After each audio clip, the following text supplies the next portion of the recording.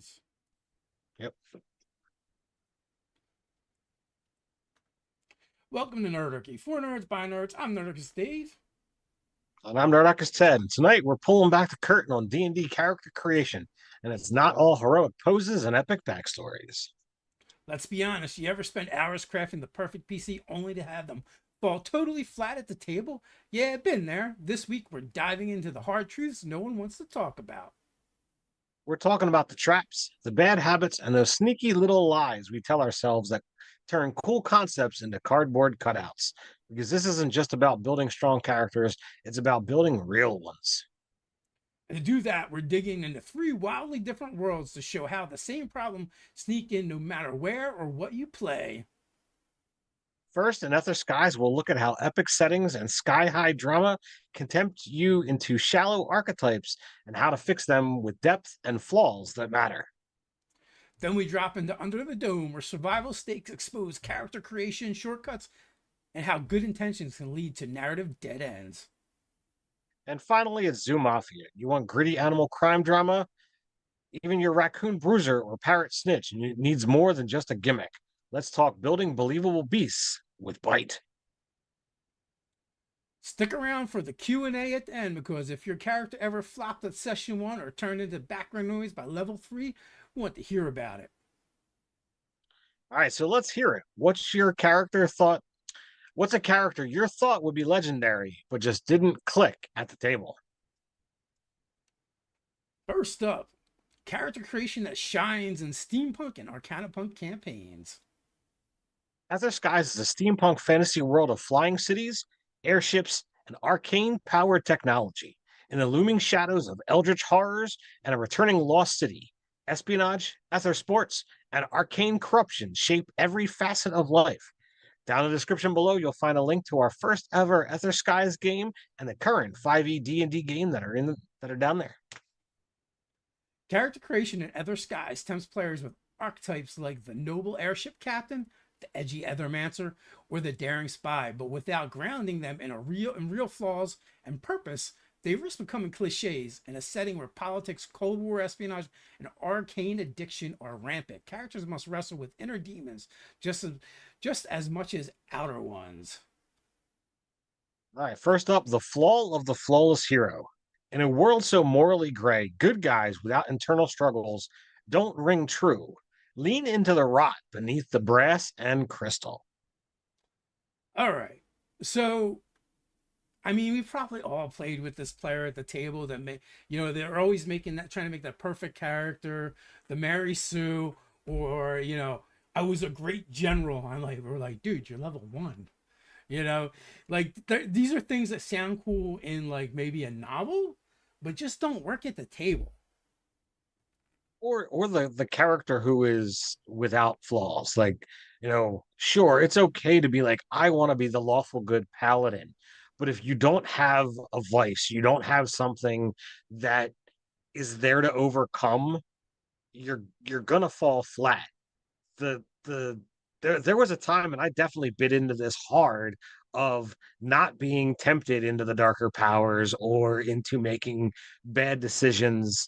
Heck, in the current Ether Skies game, my character made a poor decision, and I knew it, and I'm like, you know what, I like this idea, and I feel for who my character is. Not only did it become like a no-brainer mechanically, but it became a cool like thing for my character to now be like, holy shit, he lost his part of an arm, his primary one at that, and he's an artificer. He's an etherficer. He works with tools, and he told the captain, all right, cut it off. Yeah, so the key is trying to figure out, right, like what makes your character more human, what makes your character more dwarven, elven, warforged, whatever they are, right? And kind of leaning into that, making your choices matter, making them interesting at the table, right? You can either play into type or play against type. When you're looking at these flaws, giving them a flaw that maybe that particular character wouldn't normally have, or being like, no, this is definitely a thing that I would lean into as as a dwarf, right? Look at Lord of the Rings with the dwarf, with the gold sickness, the dragon sickness, right? Like it made those characters more believable, and then when they finally overcome it at the end, it's far more heroic than never having to struggle. That struggle is what helps make the games more memorable, and it doesn't have to necessarily be a species or a race thing. The fighter who wants the best weapon that's out there and argues with somebody just because they think that this part of the loot should be theirs, or you could lean into a background or just something in your character's backstory that just is like, all right, this is where my character has blinders, or this is where my character is leaning and isn't going to look at that. Like, I played a character who's like, all right, I rolled it randomly or chose it, I forget which, but the personality traits that are in there was like, oh, my character doesn't lie. And I didn't really think about it. I'm like, all right, I dumped charisma. I don't have proficiency in deception. So sure, yeah, my character just can't lie because I'm not going to pass the checks anyway. And then sure enough, they've put in, a situation where like, all right, we got to tell a lie. And I'm like, I can't do that. So like, sure, it was something that was just, kind of picked off of a D8 chart, but it was something that was attached to, my scholarly background. I was like, no, I'm a good guy. I'm not gonna do this. And whether you extrapolate that to in that you're such a bad liar that everybody sees right through it and that's how you don't lie, or whether you're like, no, I have a code of ethics and I just never do, both things represent the same way, but become something totally different at the table. Or a third way is your character's just so naive they don't think the lie, right? So Right. another reason I bring that up is because you mentioned two ways. I mentioned a third way of playing the same character trait, like to make it interesting. And in that Right. particular game, that did become interesting because the other players didn't know that in the beginning, nor did their characters know that, Right. but they found out the hard way. And then from that moment on, when there was any time where deception was necessary, like the No. other characters are like crawling all over themselves trying to hold back this character from doing any speaking. They're like, we need to silence this person. The gag comes out, they're dragging them away from the bargaining table, whatever it takes. But it's But like every time. those things become obstacles for the characters to overcome, and at the table it's a little bit of a hilarity. I don't think in any of the moments where my character couldn't lie did I really feel like, oh my god, our lives are in danger because I can't lie. But sometimes the flaws will do that, an inquisitiveness, a gold lust, whatever it is that is going to be your flaw. You can put something in that's like, yep, my character is going to do something stupid. And some of the best memories at the table are because of that. Somebody did something that was unexpected. It was just like, all right, well, holy crap, this was amazing. Glad we survived it, even if it was just barely. Yeah, I mean, I played with a character and a player. Master of the game, GM Juice was playing. We played a one shot, and his one thing was like his character always has a plan, but then his character flaw was his character never sticks to the plan. So like he would spend all this time creating these elaborate plans with the rest of the group to be the one to immediately throw it out the window. It was just a one shot. But like it was hilarious and it was a lot of fun. So it like why not be the player at the table that goes, this is what my character would do, but to create more like fun and tension at the table in a good way that causes more role playing and more inclusivity at the table. Ethermancer's Curse. Highlight how ether use leads to madness or corruption. Playing an addict to power adds tension and drama, right? And depending on what your game is, right? Maybe magic isn't addictive in your world as it is in other skies, but there's other things, right? Like in one of our other games, Warforged get addicted to something called grind, right? And they use it like a narcotic that really only affects them. And everyone else is kind of using it to fuel stuff, but they're using it to get high, and it kind of creates problems. Matter of fact, like one of the next characters that going to be playing is I'm very much severely thinking about playing a Warforged that has a grind addiction. So That'll be interesting to look at.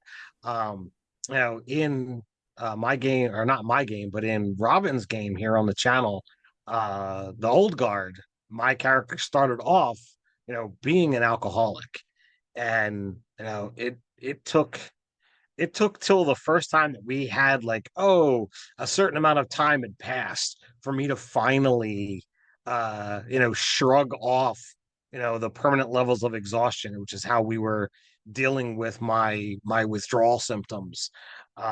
It was utterly crazy, and it's a little difficult when you know you don't have like, I'm not a drinker, so to play a character who's an alcoholic is a little bit hard. I sometimes leaned on some of those things that are like the stereotypes.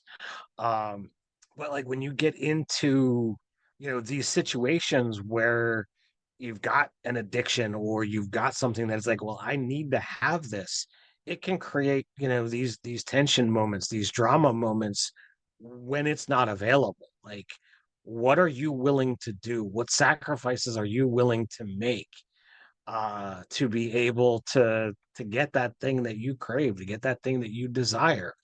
In Ether Skies, we've got a system for madness and corruption. If you tap in too deep, you can literally change who your character is. And even to the point that it stops being a player character and goes over to the NPC side. Um, but it's fun to stick your toe across that line to just see like, all right, how much can I pull in? How much can I do? And it's set in a world with eldritch powers and things that like, all right, are we talking like uh you know like everybody's going to become a warlock type of situation? Is there something else going on? There's different lines that can easily be crossed just to be able to gain that little bit more to overcome this challenge or that challenge. um you know and you never know where that line is of what's going to cross from PC to NPC. yeah. So also the fun thing with building in you know these kind of flaws is you can also create an arc, right? And also, like, it doesn't have to be there in the beginning. It can be something that develops over the course of play based on whatever is happening in the game. But, and it doesn't have to always be like, oh, you're just going to be this drunk or you're just going to be a grind addict or whatever the vice is.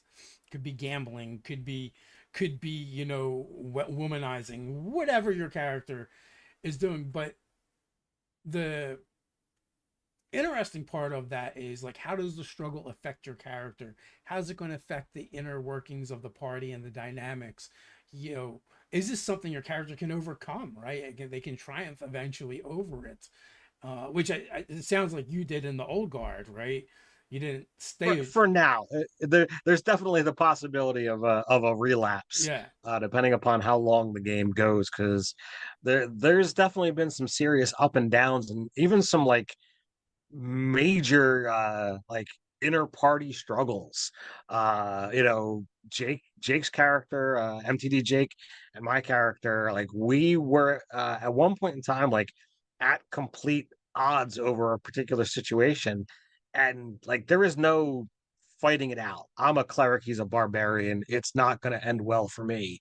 uh unless I can somehow like, all right, I'm gonna get in the air and just throw magic at him until he dies. Uh, but it's a scenario of, it's characters who have got decades worth of relationship. So like, it shouldn't just come to blows. It shouldn't get there because there's got to be a way to figure it out. But like, that's the drama. That's the part that is like, all right, he's like, in essence, like, there was both and a little bit of an addiction there. Sure, my character was a recovering alcoholic and what have you, but he's attached to this power that basically lied to us from the get-go. It is now evil, and that's like his his oath. Like that's where he's attached to.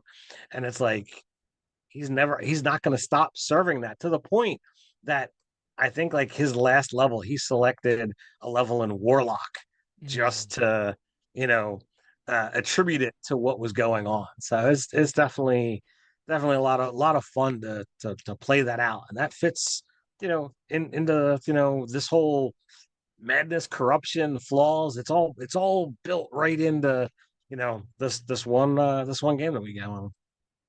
It's definitely they can add some depth and some interesting character arcs. And just because you fall off the wagon once doesn't mean you have to stay there. It creates this nice back and forth tugging, but between will they, won't they, and may also like, create awesome role playing moments within the party. Like, are they supportive of you? Are they helpful, or does it go the other way? Yeah, it's always the avenue to look at. And Jake and I have played together long enough, 5, 6, 7 years at this point in time. Robin, who's the GM, has been gaming with me for even longer than that. So I absolutely trust all of them at the table not to just be like, yeah, we're gonna screw this all up. So,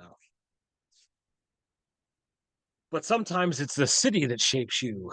Whether you're gilded from Arashal or the trash-strewn Pergamentum, your character should carry the weight and worldview of their home. All right, so these are two made up flying cities in other skies, right? One is kind of opulent and full of art and things of beauty, and the other one is the opposite, right? Pergamentum is kind of where is one of the junk cities, as well as they kind of take on a lot of the bodies from other cities as well, um, for funeral rites. So you know the important thing really is just like, where do your character come from, and how does that shape them, right? How does that make them who they are? We're getting ready to play in a new um, a new campaign on the channel where Ted wants us to be all from different cities, right? Different places. So we're going to have different ideologies. We're going to have different ways of thinking about things because each city is going to handle things in a different way. And part of the fun is we get to kind of create and come up with, that background, that city, that we then filter through our GM Ted, and then like we have to decide like how has that shaped our character, not just our backstory, but how that character interacts with the world and their world belief system. Yeah, when you have these situations, it definitely changes, and depending upon where in our world you are, it the local government, the country government, that has the ability to shape what's going on. The people that you interact with on a regular basis versus an occasional basis, it all helps bend and weave and twist into your own personal narratives. You can take those kind of real world elements and extrapolate that to you know what it would be for your character.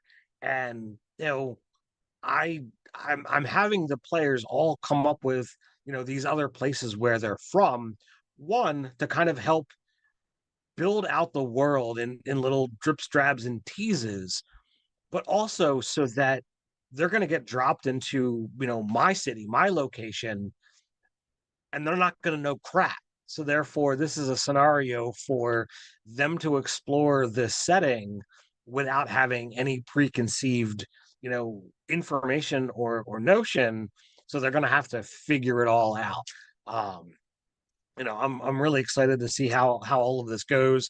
I've got a second game run in the same city that has now gone through several sessions, different storyline, different characters, but they are in a similar element. They're not even from this setting; they're from somewhere else. So like they don't even know the world, let alone the this particular dome. Right. And again, like, I love the fish out of water from two different angles, right? And this can be an interesting aspect of the character, where they get to flavor your gaming sessions a little bit with the worldview that they're bringing. Years ago I ran a Court of Worms um, mini series on Saber Dice, and like all the characters were teleported from different places. Some of them, from Eberron, some of them from Forgotten Realms, but like their characters were kind of flavored with whatever it was that they came from, right? Even two different characters from Forgotten Realms, one being, a drow from the Underdark, where another being, a gnome from the surface world in Forgotten Realms. You're gonna have completely different, you know, worldviews, even though they're from the same world, same setting, and then they get to kind of view the world they're in as outsiders. So I kind of love that when I have the opportunity, even when I did my Other Skies game in D&D in a castle, I gave the players the option of being from there or be from somewhere else, and it was a mix, right? Some of them, so they're like, what, I don't want to learn all the lore of your world, which is totally valid. Instead, like, I'll just be an outsider and I'm just figuring it out as I go along.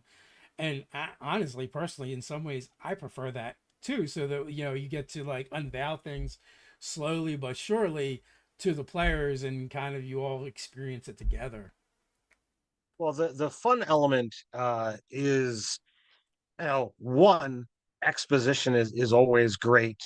Uh, when players have no clue about what things are. So when you get to be able to be like, oh, here's this tidbit, and here's something that's really cool, that can excite certain players. I love, getting these little, nuggets of lore and exposition when I play, because it makes me feel as a character, and a player, more immersed in what's going on.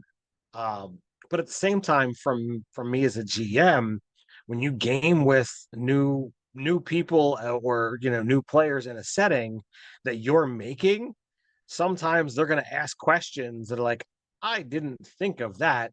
So I have to now work on this. Let me create that. And it helps fill out these holes. And even for, veteran GMs, you know, I don't see any problem with this. This is me being tested as a GM to just be like, all right, let me put this out there. Let me get in the hot seat and, build this, as we play, and come up with a cool story along the same lines. Absolutely. What's a flaw or secret you've given your character in a high fantasy setting, and how did you make them more real? So we're going to be jumping into our next segment for Under the Dome. Remember, guys, if you have questions, we're going to be taking them at the end. Just feel free to put question in front of them to make it a little bit easier for us to pick them out. I'm kind of like monitoring the chat as we go the best I can. But with that, All right, so let's look at character creation when survival is the setting. Under the Dome isn't your standard swords and sorcery setting. It's a post-apocalyptic grit meets bioalchemical weirdness. Think Mad Max with magic, gladiators with sponsors, and trike racing through gang-infested chaos. The city's underdomes are the last refuge for an outside world broken by chaos magic. Survival isn't just a flavor, it's the whole menu. Water is rationed, food grows underground. The surface, it's full of gang wars, flesh warpers, and wolverine hunting expeditions gone sideways. Players don't build heroes here, they build survivors. You can find links to weekly articles at nerdarchy.com by Nerdarchist Ted. That is included down in description. He's over there writing about Under the Dome and many other things. Yeah, so every Monday night is Under the Dome, or every Monday. It depends upon what time I get a chance to post it. So all right, let's look at, in a survival focused settings like Under the Dome, character creation shortcuts get exposed fast. Shallow quirks and vague backstories collapse under real pressure. When food runs out, gang fights erupt, or something in the sewer start whispering your name. Traits that seem cool at character creation often mean nothing if they don't help the group endure. The world doesn't ask, is this character interesting? It asks, are they useful? Gritty high stakes play reward functions over flair and forces players to ground their choices in consequence. The setting doesn't care whether your characters say they are, it shows us what they actually do. Grind dealer's bargain. The grind dealer's bargain. Everyone wants something under the dome, but at what cost? If your character hasn't traded morality for momentum at least once, are they even in the game? What is it your character wants? So, So, it really depends upon, like what you're playing, what you're doing. Dave is running an under the dome game at, one of our offline games, and my character's playing a sorcerer. And I'm a Simic hybrid. I am absolutely 100% a magical experiment. And like I toyed with all kinds of background options, and I throw out there all the time like, oh yeah, the dude that experimented on me, he basically bragged, numerous times that he killed me and brought me back to life. Now, when I wrote it, I didn't write it with, you know, any kind of certainty one way or the other. It was just something that was told to him. But as the game grew on, and my character, as a sorcerer, faced a lot of things and managed to somehow eke by and survive in a very brutal world. I'm like, yeah, I think it's true. I think he really did die and is, been going on. And Dave is, not weeded, um, seamed in, this, backstory into the story, quite well by basically the thing that created and tormented me has kind of been a nemesis and is going to be one of like the final bosses of the campaign. So it's been a lot of fun. So my character has always been like, all right, I need more power. What can I do to become stronger so that I can bring this guy down and finally be rid of him? And one of the things that we found is like a super powerful artifact. And once we found it, we realized there's no way to take it out of where it is without absolute destruction of everything around. And yet I know I'm like, all right, I still want it. I try to like, and I try not to just like shove it down everyone's throat every single session, but I feel like it's something that my character contemplates whenever we get a moment's rest. Like there'll be a look off in the direction towards that, bog of acid or bog of eternal acid, and be like, you know, I wonder. And now that I've gained, more power, I could technically be like, all right, what if I just teleported, grabbed the thing, teleported back? Could that work? maybe, How long would I have? maybe, but and it doesn't matter. Like what your character wants doesn't have to be that grandiose, right? Sure. They could want power, they could want fame, they could want fortune, they could want love, right? They could want a sense of belonging. Maybe they didn't have much of a family life, so what they want is a found family, and the adventuring party fulfills that for them. It could be small things that they're looking for. Maybe they like to cook, and they just want to have people to cook for, right? Like you can steal a little bit from Delicious in Dungeon, and build that type of character who one of the things they really love about adventuring and traveling with the party is they've always got a captive audience to cook for, right? It could be that simple. But defining something that your character wants is going to be helpful for defining the rest of your character, to making them feel more real. And also, you have to look at the setting you're playing and the world you're playing, and seeing how these pieces all fit together. I mean, you don't have to, but I feel like it helps ground you to the world, which is going to make for a stronger character, in the long term, and also so that you don't end up with a character who, they start getting the things that they want, and then they feel kind of empty, and you're kind of like, well, what are we doing here? Do I even want to play this character anymore? All of a sudden, they've kind of become boring for you. The I want the this should be so that you can do the next thing. It shouldn't be I want the this to have the this. It's an element. If you jump in the Wayback Machine, uh Doug ran a quest game where we were, out exploring space and whatever have you. And, it was a very much a food-based adventure. And my character wanted Excalibur, which is like the ultimate frying pan, slash magic weapon. And it was meant as kind of a punny thing because I'd actually seen a real world type of situation that had one of those things. Uh so when there was the talk of there being another season, of this, I'm like, well, my character needs to have a new goal. So I had seen a cheese grater sword that again, another product that exists in a real world. So I'm like, oh, now he's looking for an even greater weapon.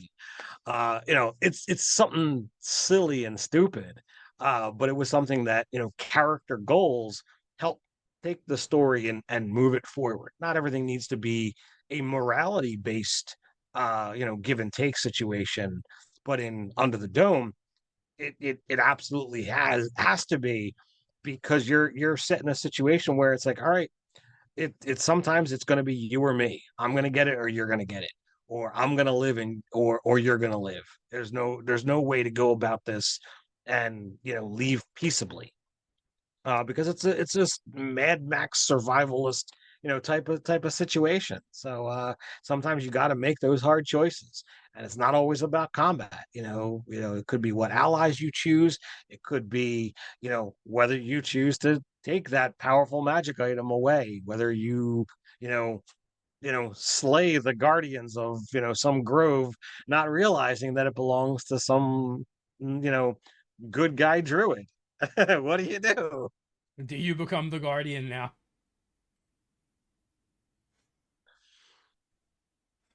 So, the survivor's illusion. Just because they can swing a blade or hotwire a trike doesn't mean they're built to last.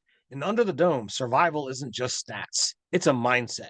Scar tissue tells better stories than plot armor. Why does your character do what they do? So, you know, trying to figure out what your character wants is one thing, but the other step of that is figuring out why do they want it? What is driving them to do that thing? They kind of go hand in hand, right? Once you have one, then you can figure out the other. And you can actually do this in any order, right? And it's just going to make for a more complete character, right? Why is your character driven to cook for others? Is it because they grew up lacking, so they don't want others to lack? And they all they lacked nourishment, now they need to see others nourished, right? And they also need the approval that brings. Or why is your character, why is it they want a found family? Is it for the same reason, similar, or the same or similar reasons where they didn't have that, or maybe they had the opposite, they had a terrible family, and they're like, well, maybe if I have an active hand in this, I can make this better, right? Right. Or in, Ted, you used the example of Vel wanting power. He doesn't want power for power's sake. He wants power because he's terrified of his old mentor slash tormentor slash master coming back and just doing those same things to him, right? He wants to be able to stop him from doing that to himself and maybe from others as well. It's a scenario that it's again the end goal in mind. um and it's easy enough to start off and say, okay, well, can you think small and build out? Now, when I threw out Vex, which is the name of this evil spellcaster. Um, I had no idea whether Dave was planning to use it or not. I followed Dave's rules of just giving him, just a little bit of information to decide what he was going to work with. And Dave threw out this character once that just showed up.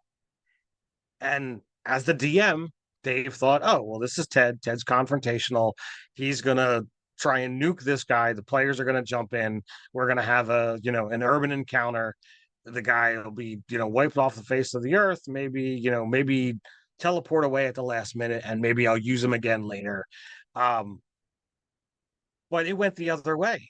I did a role playing moment where I was terrified to start anything, and it sent into this whole spiraling, cataclysmic, you know, long winding plot that changed him from a mild threat to a major threat because of the role playing choice that I made.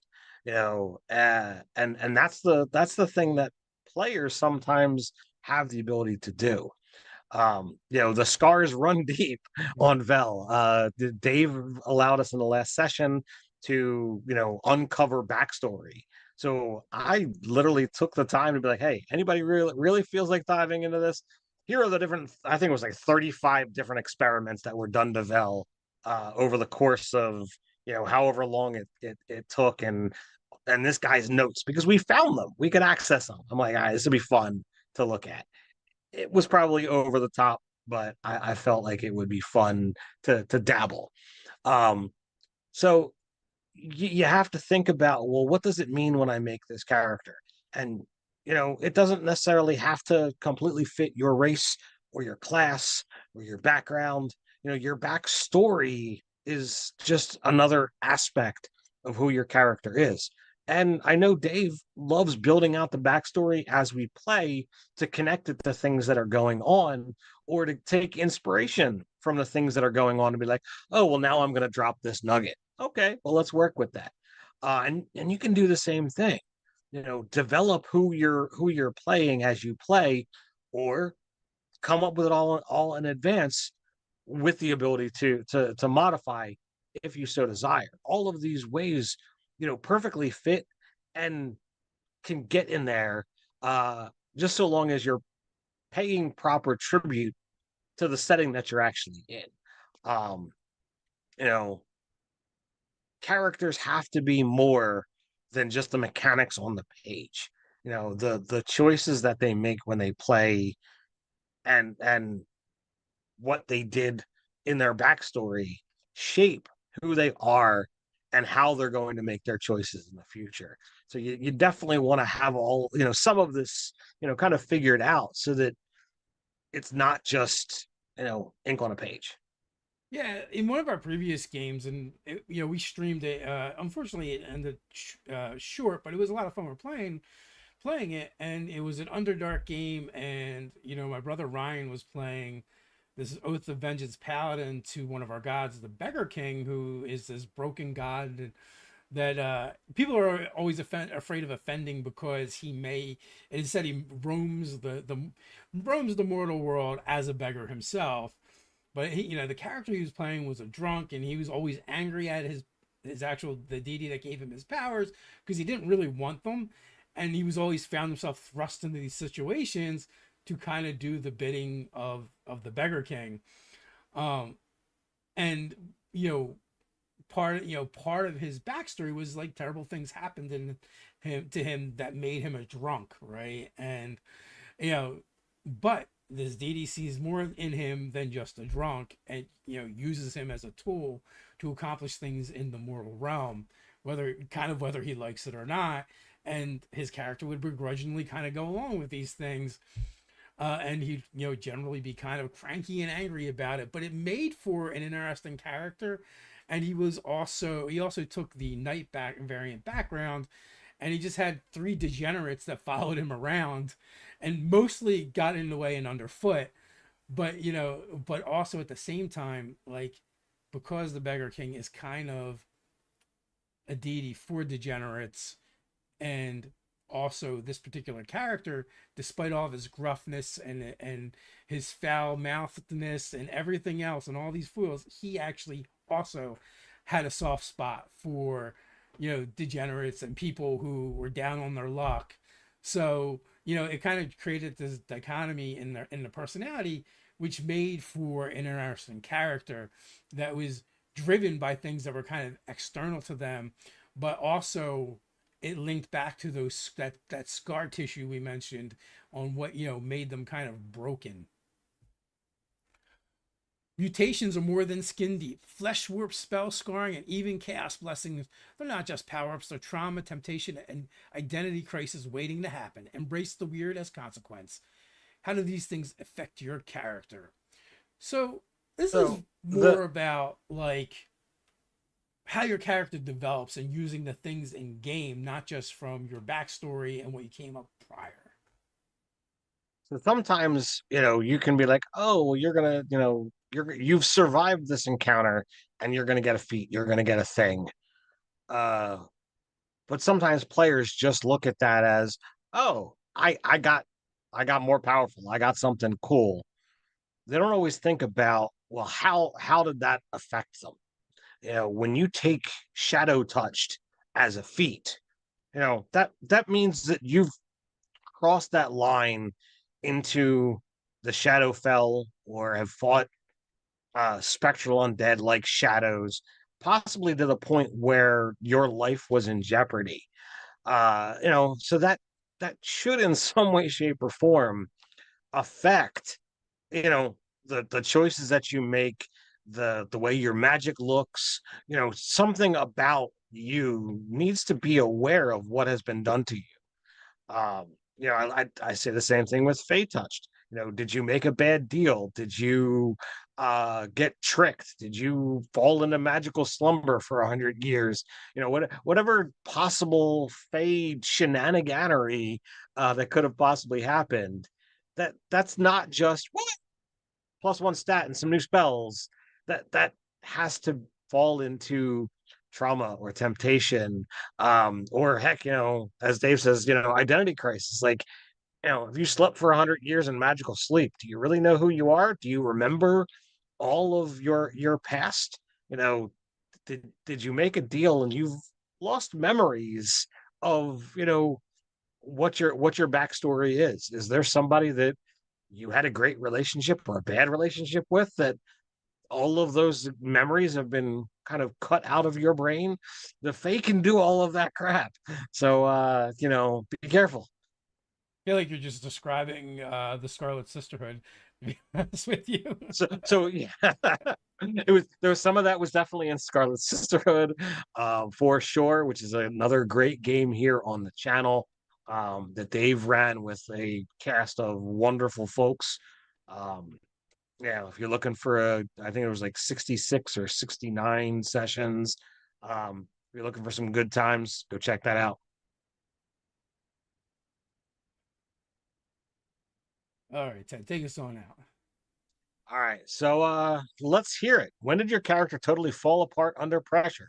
Maybe they froze in combat, flubbed a crucial role, or just couldn't handle the moral weight. What broke them, and did it make them better? All right, so we're going to be moving on to our third segment, our very own game that we have the quick start rules up for that you guys can go check out in the description. Zoo Mafia, building believable beasts in a criminal jungle. Set in the 1920s style Prohibition era zoo, Zoo Mafia is a gritty animal noir crime drama where the animals secretly run their own mob world after hours. Your character isn't just a tiger or a raccoon, they're a button man, a grifter, a getaway driver, and nobody wants the humans to catch on. In Zoo Mafia, character creation starts with the gimmick. I'm a koala with brass knuckles, but that won't carry your character past session 1. The trick is turning the gimmick into grit. It's not enough to be an animal with attitude. You've got to build the beast behind the brass knuckles. What's their hustle? What's their dream? And how close are they to breaking the cardinal rule? Don't let the humans catch you. All right, so the danger of one gag characters. A funny animal idea gets old fast. Give them desires, regrets, a code, even if it's broken.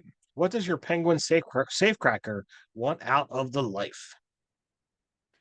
So Yeah, so it's really important, in any kind of RPG, really, not just Zoo Mafia, is to figure out, again, like we've kind of talked about in previous videos, is like, what is your character's motivation? What are they doing this for? What do they want? In a game like Zoo Mafia, it's really easy to fall into these kind of quirky, gimmicky kind of character traits, because that is a part of the game and it can be fun. And I'm not saying you shouldn't do that. I'm just saying you should dig a little deeper. Yeah, it is absolutely tough to walk the road. When you're stepping into something as niche as Zoomafia, you want to tread a little carefully because it's like, all right, we already know you're an animal. We already know you're a criminal. Therefore, like the the the meter only goes so far.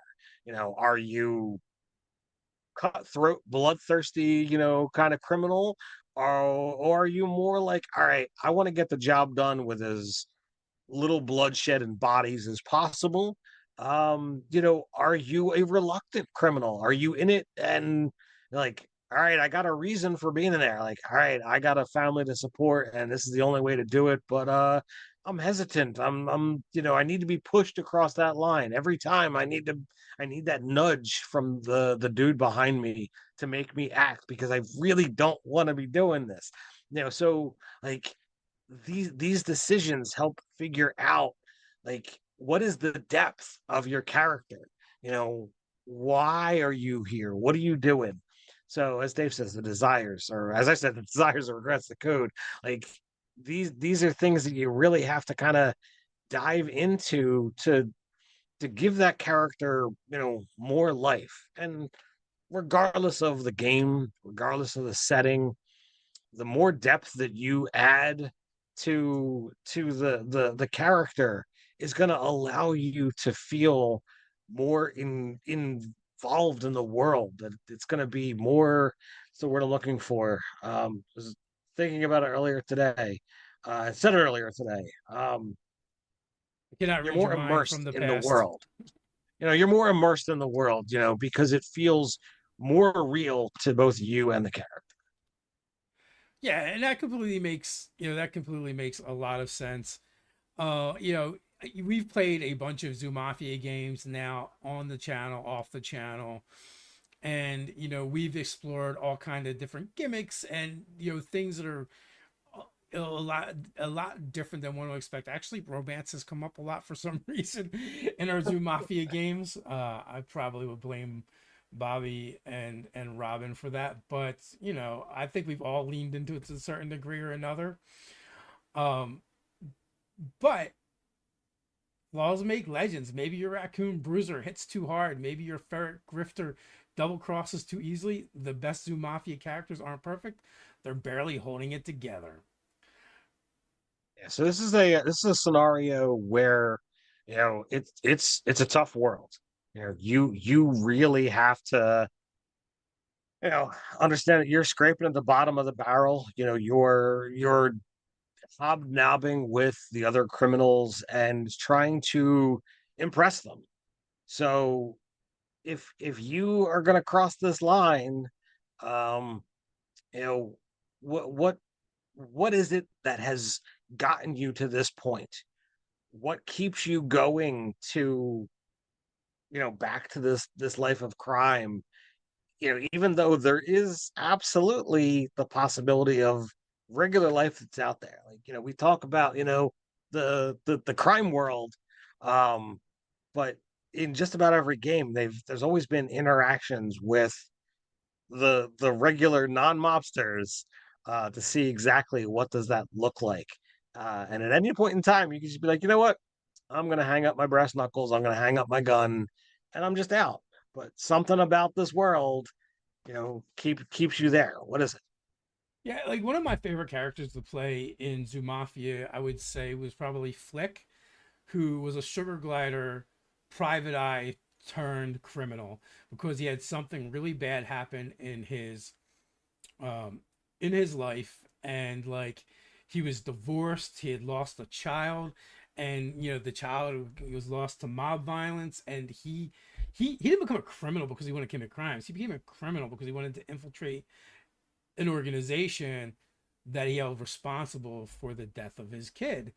And like his only goal wasn't even to get out of this life alive. It was just to get revenge uh for for this accidental killing that happened in his life, and really like totally destroyed his life from there on out, right? So he wasn't trying to be a criminal. He was just trying to get a get justice for an injustice that he felt was done.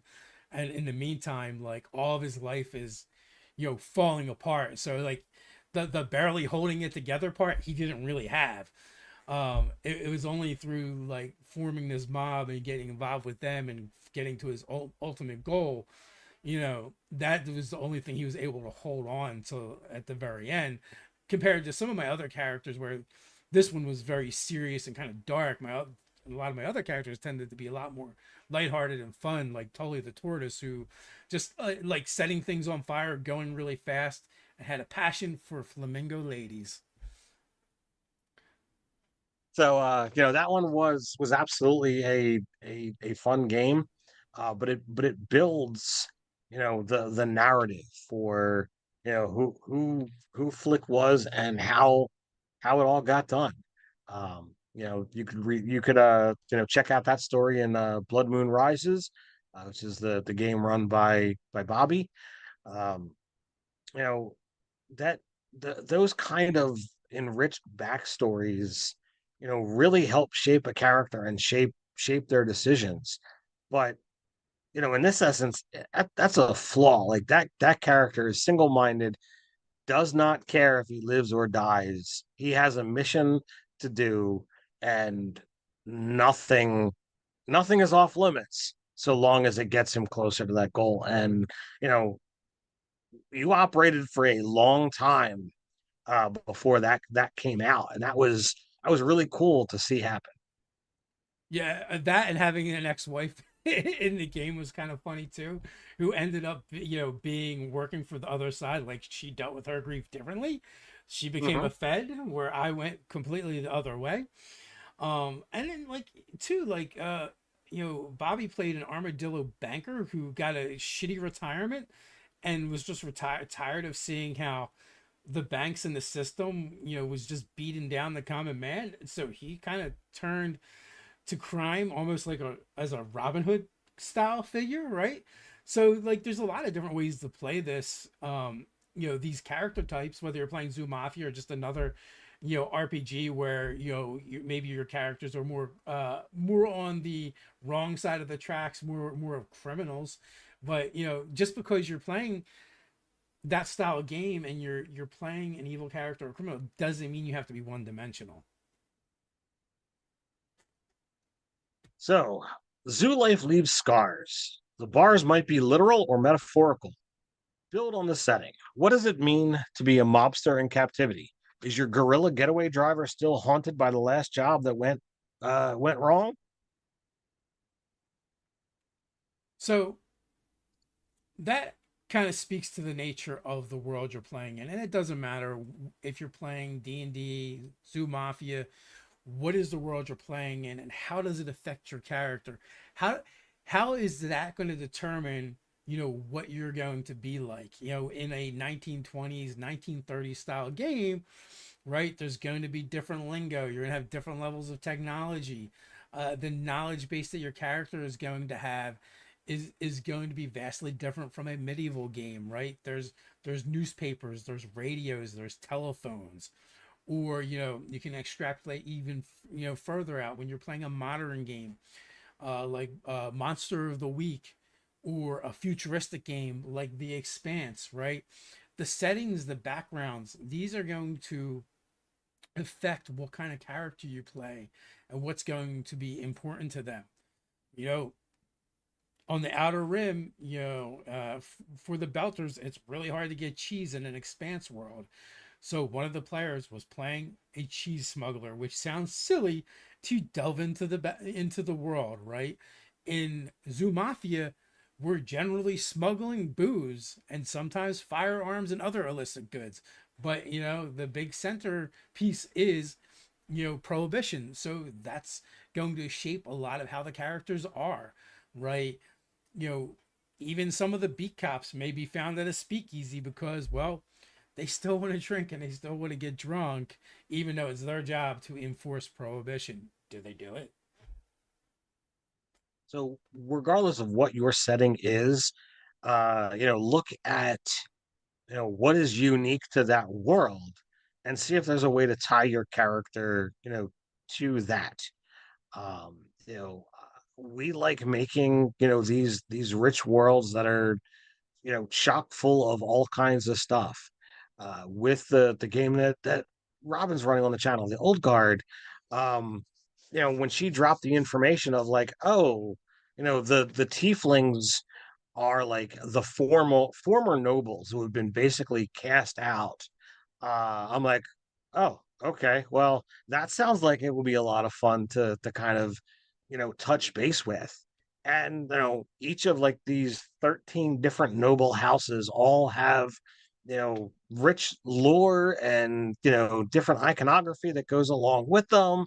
So I'm like, well, I definitely want to play a tiefling now because there's this connection to this story of like, not, oh, because I want to be a noble and blah blah blah. That's the past. They used to be, and now they're all in, you know, decrepit states. They're not in power anymore. This is a cool struggle to kind of like buck against to fight alongside. I'm like, yeah, give me. That's always the thing of if a DM tells you, here's how my world's unique, latch onto that because that's the stuff that's important to them, and therefore you're likely to get more into the story because your character is already attached to it. I would say the other side of that, just from the other side of the GM screen, is let your players help build your worlds at least a little bit, so you can get more of that buy-in. Absolutely. And it's always fun to kind of work together in building a setting and of like, oh well, if you wanted to be a part of this whole thing, I'm like, well, could we add a 14th house and have this whole thing here and do this thing there? you know I'm certain if I had approached Robin with that, it would be, signed, sealed, delivered. Robin's an awesome GM like that. um but you can look at it from the other side of like connecting to that world, with a cool backstory that has something to come up, later. Having a story that kind of comes back around, is really great. There's lots of players like, oh yeah, all of my family is dead. Therefore now you can't use it against me. It's like, well, that's what you think. The DM always has full narrative control. They can be like, well, it was they didn't really die, or well now they're undead. There's always ways to kind of bring these elements back. So I think it's fun to give your DM the tools to have your character have hardship and whatnot in the future, because then it's a more real world. We don't get to, oh well, this thing has happened to me, I'm gonna now flush and forget, and it never comes back ever again. That's not the way the world works. That's not the way any fictional world works. There's always conflict, there's always problems. Therefore, you know feed those concepts to the GM, and those that are interesting, uh you know the DM can latch onto. A player in one of my offline games, started giving me all this backstory, and I'm like, oh, I can use that, and I can attach it to this other thing here, and I then, kind of subtly ask him like, hey, do you have a problem if I use any of this information? Do you have a problem, with any of these kind of negative connotations? And they're like, oh yeah, do what you want. I'm like, oh god, he has no idea what he has just signed up for. Um, you know, but on the off chance that he winds up seeing this video, I don't want to give away, but it's definitely going to be a very very haunting situation. I'll just put it that. Sounds like they're in for a wild ride. What's your favorite animal for a mob boss, and what tragic flaw makes them compelling? All right, folks, this is when we're going to jump into our Q&A where we take your questions and answer your questions. Cecil Hunt was asking about Ether Skies. Ether Skies is our own campaign setting that combines steampunk with eldritch horror, in some cold war style espionage, as well as high fantasy. I wish Ethereal Expanse was our thing, but no, that is Ghostfire Gaming. I'm not sure exactly what it's about, what that is about. I think it's just one of their own settings. Looks kind of cool. Where Other Skies is one of our settings. We ran it first in another system called Open Legend. She's probably back in like 2017-ish or so. I'm not exactly sure, but there's links in the description if you wanted to check that out. And then also we're currently running a game. Tomorrow's session 11, which we're running with 5e D&D. So we've been having a lot of fun with that, and And there's new articles to kind of showcase and expand on Ether Sky's material every Friday over on nerdarchy.com. yeah, so you can check those out as well. And the idea is eventually we're going to release our own settings for Other Skies and Under the Dome. We've already run a Kickstarter for Zoo Mafia. It did not quite get the funding. We got like 75% there. Just couldn't make it over that last 25%. So we're going to run it again. But also Zoo Mafia has kind of become a flagship for us, creating our own generic RPG system. Just kind of affectionately referring it to the D666 system right now, which we've been customizing for Other Skies, which we're getting ready to start our alpha testing, which will be off the channel. But before too long, we'll be running a session of that on the channel. Eventually, we'll give Under the Dome the same treatment as well. It's just a way for you guys to get to explore the worlds that we're creating. And that's why we've changed the format of how we do our videos, because we want to talk about the things that we want to make. And some people are like, I don't care about your homebrew settings, and we're like, fine, go follow all the other dungeon tubers are out there. There's plenty of them, and I don't mean that in a negative way. It's just that this is what we want to talk about. We feel like we've talked about a lot of that other stuff to death, and we're looking for the audience that is interested in the things that we want to do. So I got a question for you, Dave, while you're looking for new questions. Looks like you got some new ink there. You want to show that off? I do. I don't know how well it shows off here, but we'll see. So it looks like you did a little bit of a cover up of an old tattoo, and added some more to that sleeve. Yeah, so it was originally the eagle was there, and the eagle was like 32 years old. And there was like another piece above it. So the other piece above it, my artist was like, "Can I just obliterate that and take it back?" I was like, "Sure." And we redid the eagle, and and added a bunch of stuff to it. So she completely changed the color. It was more like a blue gray coloring. And she was like, "Can I do green?" Which I suspect might have something to do with her being a big Phillies sports fan. But it's fine. My wife also loves the Eagles. So there it is. I love these 6 systems. Ping me when you want to try again. I'll kick in on the Kickstarter. Yeah, so we have been loosely inspired by Powered by the Apocalypse. So our our first game, Zoo Mafia, leans into that a lot more, and I feel like as we advance things, it's moving further and further away from that, and kind of creating more of our own unique system. The only thing that's kind of I would say the only thing that is kind of is in the DNA now from that is the playbook system, as well as the narrative way the system works. Even the dice we've kind of changed up a bit. We've taken inspiration from the age system, as well as some other things. So like now, as we're working on Other Skies, that is a system where you choose multiple playbooks, and basically as you roll the dice, the more you roll the dice, you have meters that kind of fill up, and you get to spend or maybe go insane or become corrupted. Both are options as well. So we're having a lot of fun with that, and also we want to make it so there's more replayability, so that if you've played a playbook, it doesn't feel like it's the same every time. So you have a career playbook and you have an origin playbook, which is kind of like your species or race from other games, and then you could always pick up a corruption playbook if you decide to go down that route, if you dare. Um, okay, so Cecil is saying they play third edition. It would have to adapt to 3.5.